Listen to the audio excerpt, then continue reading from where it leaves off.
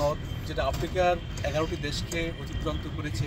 এই নীল নদের যেমনি রয়েছে ঐতিহাসিক ইতিহাস, তেমনি ধর্মীয়ভাবেও এখানে রয়েছে কিছু সংস্কারাচ্ছন্ন ইতিহাস আমরা পাই। সেটা হচ্ছে কোনো এক সময় এই নীল নদ শুকিয়ে যেত।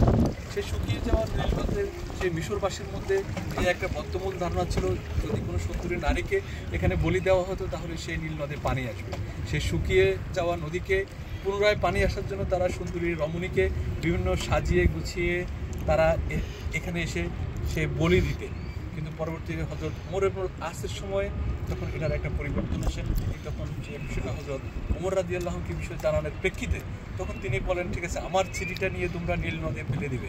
সেই চিঠিতে লেখা ছিল যে সে এই নীল নদ তুমি যদি আল্লাহর ইচ্ছায় প্রবাহিত হও তাহলে তুমি তোমার মতো করে চলো, আর যদি অন্য কোনো ইচ্ছাভাবে তুমি প্রবাহিত হয় সেটা ডিফারেন্ট।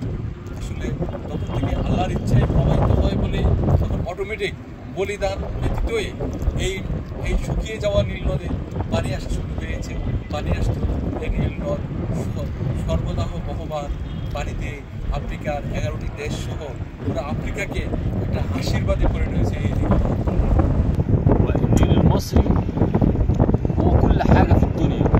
مصر العالم كله بيحب النيل المصري.